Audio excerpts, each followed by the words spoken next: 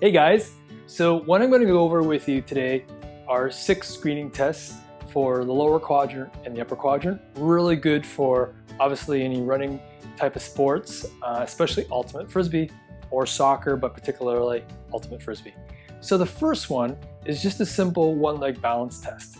And so you're going to basically stand on one leg for 30 seconds.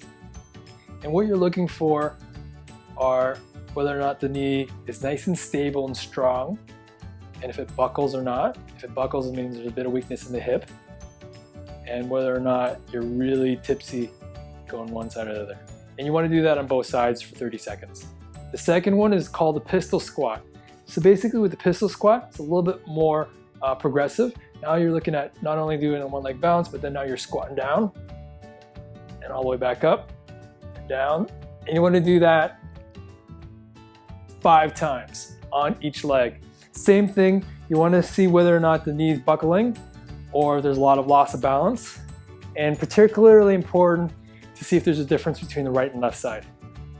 The third one is a lateral step down. So you need a little bit of a step ladder here, or a step, and you're going to just start off being at the top, and you want to step down 5 times, come back up, and what you're looking for is on the step down, whether or not that leg is really laterally rotated in the foot, because it means there's something going on in the hip, or whether or not the knee buckles too, and you're like doing that, and so the knee ends up doing this. So it means there's some weakness potentially.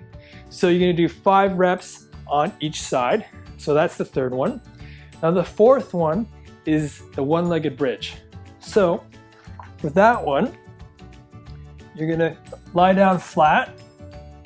And what you're going to do is you're going to bring your hands right up on your hips here. And then you're going to bring your bum up nice and high. And then lift one leg just up off of the ground. Now here I should be able to hold this for at least 10 seconds.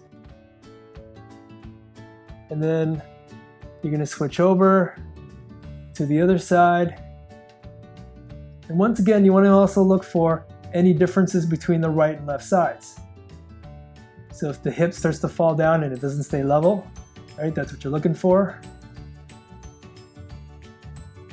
And whether or not, I'm digging my heels right in as opposed to the whole foot. Okay, so the fifth one are the planks. So with the planks, you're going to basically start off into like a push-up position, straighten out the legs. You're going to hold that for 10 seconds, and what you're looking for here is for the bum to not come up. So you want to keep it nice and level, and also more importantly for the upper quadrant, that the shoulders don't sag and sink in and collapse. So those shoulder blades, they got to be nice and strong, but you're not overcompensating going way up here like that. Right at neutral. And this is a really good test for the core. Now that kind of tests like both the right and left sides of the arms and shoulder strength. So for the second part of the planks, you're going to do side planks.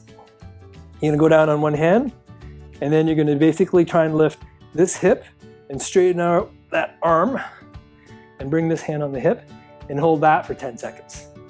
And what you're looking for here, if there's a lot of unsteadiness in that right side versus the left. And then come back down. So yeah, and you want to test the other side as well. And the last one is just combining the lower quadrant with the upper quadrant mobility a little bit more. And so it's basically doing a pistol squat with a full mobility with a reach up for the shoulders. And basically you're doing one-legged pistol squat with a full reach up 10 times on each side. And you want to look again once for any differences left and right, because if you have a lot of like buckling in the knee, or if it's really shaky on one side particularly more than the other, then you're thinking that there may be some weaknesses happening, some deficiencies on one side more than the other. And it can also help you kind of see if there's potentially any other things that may be going on in terms of imbalances, like maybe there's some inflexibility, and point you towards where there may also be some previous injuries where that may be need to be addressed a little bit more. So there you have it.